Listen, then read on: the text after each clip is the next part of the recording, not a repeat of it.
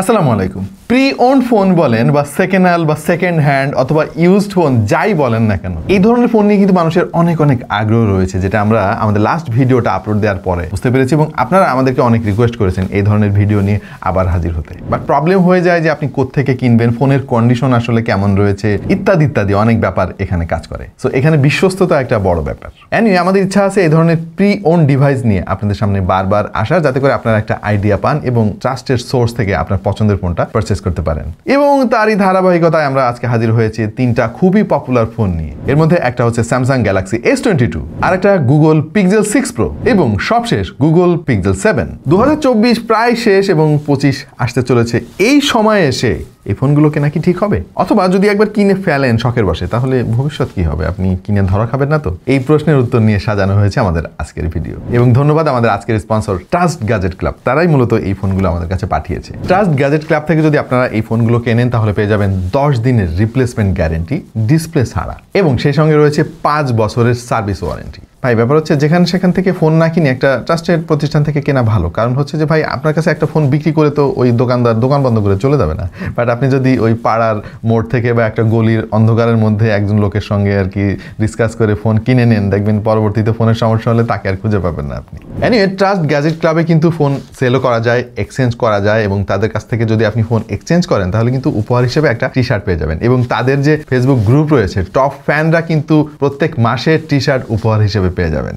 তাদের সম্পর্কে বিস্তারিত সবকিছুই রয়েছে আমাদের ভিডিও ডিসক্রিপশনে। টকিং অ্যাবাউট গ্যালাক্সি S22, এটাতে 8GB র্যামের সঙ্গে রয়েছে 256GB ইন্টারনাল স্টোরেজ, এবং ট্রাস্ট গ্যাজেট ক্লাবে এই ফোনটার দাম এই মুহূর্তে 34,500 টাকা। এই ফোনটার মোট দুইটা ভেরিয়েন্ট হয়, আমাদেরটা Snapdragon variant. Galaxy S22 release হয়েছিল 2022 সালে, মানে খুব যে বেশি পুরাতন হয়েছে তা না, এবং সেই সময় তো এটা লাখ টাকার ফোন ছিল। এখন যেহেতু ফোনটা পুরাতন হয়ে গিয়েছে, সুতরাং এর দাম হয়ে গেছে 3 ভাগের 1 ভাগ। প্রিয়ন ফোন বলে আমরা এটা সবকিছু খুব ভালোভাবে চেক করেছি। যেমন এই ফোনের কন্ডিশন, অবশ্য আপনাদের মধ্যে অনেকেই বলেন যে আমাদেরকে পাঠানোর সময় বেছে বেছে ভালোটা পাঠায়, বাট আপনি যখন নিজে কিনবেন তখন তো আপনি দেখে কিনবেন, তাই না? আমাদের পরীক্ষা নিরীক্ষা বলছে এই ফোনটা বেশ ভালো কন্ডিশনে রয়েছে। ডিসপ্লেতে তেমন কোনো স্ক্র্যাচ নাই, ইভেন ফোনটার বডিতেও তেমন কোনো স্ক্র্যাচ বা স্পট আমরা দেখতে পাইনি। ক্যামেরা বামটাও অক্ষত রয়েছে। পুরাতন ফোন যদি হয় তাহলে ডিসপ্লেতে ডেড পিক্সেল সহ বেশ কিছু অসুবিধা থাকে, যেমন কালার ব্লিডিং হতে দেখা যায় কিছু কিছু ফোনে, বাট এই ফোনে তেমন কোনো সমস্যা আমাদের চোখে পড়ে নাই। বাট সব কথার বড় কথা হচ্ছে যে ভাই ফোনের পারফরমেন্স কেমন এখন। ওয়েল, আমরা অ্যান্ড্রয়েড টেস্ট করে এই ফোনে স্কোর পেয়েছি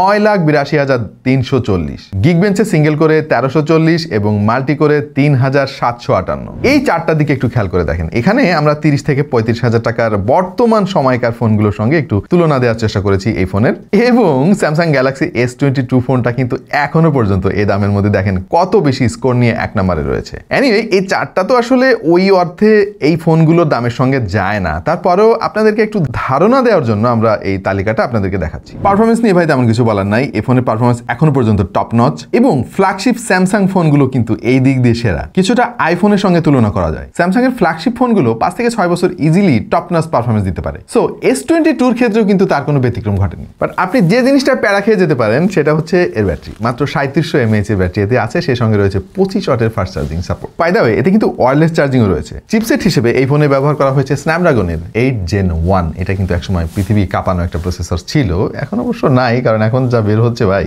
মানে বলার বাইরে। এখনকার ফোনগুলো যেন একটা পাওয়ার হাউস হয়ে মার্কেটে আসতেছে। এনিওয়ে এই ফোনগুলো দেখা যাবে 2-3 বছর পরে এই দামে চলে আসবে। যারা ছোট ফোন খোঁজেন তাদের জন্য মনে হয় এটা একটা আদর্শ চয়েস হতে পারে। এটা ডিসপ্লে সাইজ 6.1 ইঞ্চি, এবং এখানে ডাইনামিক অ্যামোলেড ব্যবহার করা হয়েছে ডিসপ্লে হিসেবে, যেটা 120 হার্জ রিফ্রেশ রেটের সঙ্গে গরিলা গ্লাস ভিক্টাসের প্রোটেকশন রয়েছে। স্যামসাং এর এখনকার ফ্ল্যাগশিপের সঙ্গে হয়তো এইটা ওইভাবে কম্পিট করতে পারবে না, বাট ভাই দামের কথা যদি আপনি চিন্তা করেন তাহলে এটা কিন্তু এখনো বেশ ভালো একটা ডিল। সো যারা কম খরচে ফ্ল্যাগশিপ ফোনের স্বাদ নিতে চান তাদের জন্য এই ফোনটা রিকমেন্ড করা যেতে পারে। আপডেট দেওয়ার জন্য কিন্তু স্যামসাং ফোনগুলো খুবই বিখ্যাত ভাই। 5 বছর 6 বছর পর্যন্ত তারা আপডেট দেয়।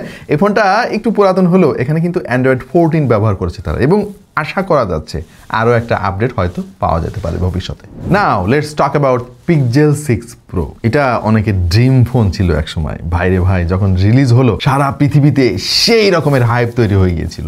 এবং আমাদের হাতে যে ইউনিটটা রয়েছে এটা কিন্তু একেবারে ফ্রেশ কন্ডিশনে রয়েছে, আমরা তেমন কোনো ডেন্ট বা স্পট দেখতে পাচ্ছি না, হোক সেটা ডিসপ্লে বা এর বডি। মানে এই ফোনটা ব্যবহার করার সময় আপনার কখনো মনেই হবে না যে এটা পুরাতন একটা ফোন। এখানে 5 ন্যানোমিটারের গুগলের টেনসর চিপসেট ব্যবহার করেছে তারা, সেই সঙ্গে রয়েছে 6.7 ইঞ্চির একটা অ্যামোলেড ডিসপ্লে যেটা 120 হার্জের। এতেও কর্নিং গরিলা গ্লাস ভিক্টাসের প্রোটেকশন রয়েছে। এই ফোনের ব্যাটারি নিয়ে ভাই আপনার তেমন কোনো প্যারা খাইতে হবে না, এখানে 5003 mAh এর ব্যাটারি ব্যবহার করেছে তারা, এবং সেই সঙ্গে রয়েছে 23 ওয়াটের ফাস্ট চার্জিং সাপোর্ট। এখনকার দিনের ফোনগুলোর সঙ্গে তুলনা করলে অবশ্যই এই 23 ওয়াটটা আপনার কাছে হাস্যকর লাগতে পারে, কারণ এখন তো মানে 200-300 ওয়াট পর্যন্ত চার্জিং স্পিড ফোনে দেখা যায়। এনিওয়ে এই ফোনটা তো কিন্তু ওয়্যারলেস চার্জিং রয়েছে। আজকাল 30-35 হাজার টাকা দামের ফোনে AnTuTu স্কোর 6-7 লাখ পাওয়া যাবে, ব্যাপারটা নর্মাল হয়ে গিয়েছে। এবং দেখলাম স্কোর এসেছে 6,86,357, গিগবেঞ্চে সিঙ্গেল করে স্কোর এসেছে 1258, মাল্টি করে 3,208। তবে পারফরমেন্স কিন্তু এখনো টপ নচই রয়েছে। মানে অ্যান্ড্রয়েডের যত ফিচার রয়েছে, যত পোটেনশিয়াল রয়েছে, গুগল পিক্সেল ফোনগুলো কিন্তু তার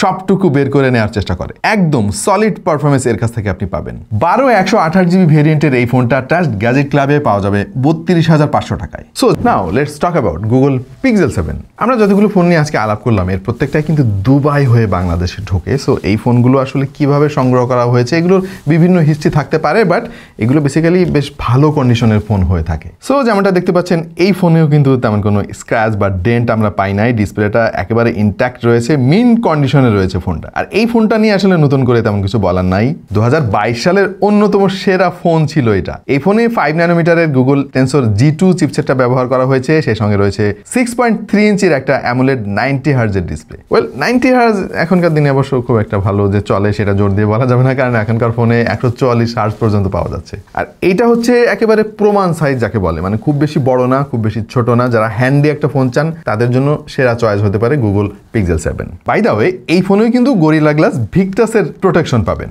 মাত্র 4355 mAh এর ব্যাটারি এতে রয়েছে, তারপরও বেশ বাল্কি একটা ফিলিং আমি পাচ্ছি এই ফোনটা থেকে, মানে ওজন বেশ ভালোই আছে। এবং এখানে রয়েছে 20 ওয়াটের চার্জিং সাপোর্ট, যেটা আজকালকার ভাই 10-12 হাজার টাকা দামের ফোনে আমরা দেখতে পাই। এনিওয়ে ব্যাটারিটাকে বেশি সিকিউর রাখার জন্য কিন্তু বড় বড় নামি দামি কোম্পানিগুলো খুব বেশি স্পিড তাদের ফোনে দেয় না চার্জিংয়ের ক্ষেত্রে। তবে এই ফোনেও পেয়ে যাবেন ওয়্যারলেস চার্জিং সুবিধা। এই মুহূর্তে এই ফোনের 8/128 ভেরিয়েন্টের দাম ট্রাস্ট গ্যাজেট ক্লাবে 33,000 টাকা। আমাদের আজকের প্রত্যেকটা ফোনই কিন্তু ফ্ল্যাগশিপ গ্রেডের ফোন, এবং এগুলোর ক্যামেরা নিয়ে তেমন কোনো কথা হবে না ভাই। একসময় এটাই একদম সেরা ক্যামেরা ছিল মার্কেটের, এবং আমরা এই প্রত্যেকটা ফোন দিয়ে প্রচুর ছবি তুলেছি জাস্ট টেস্ট করার জন্য যে এতদিন পরে এসে এর লেন্সগুলো ঠিক মতো কাজ করছে কিনা, এবং যার রেজাল্ট আপনারা এই মুহূর্তে স্ক্রিনে দেখতে পাচ্ছেন।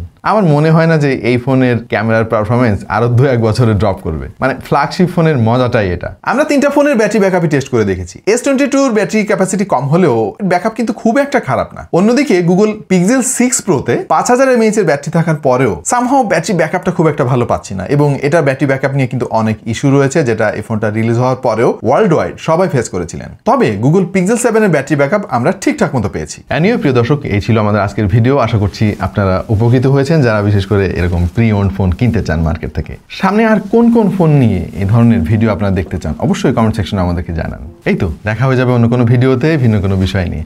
সেই পর্যন্ত সবাই ভালো থাকুন, সুস্থ থাকুন এবং দেখতে থাকুন টেক টু দ্য পয়েন্ট।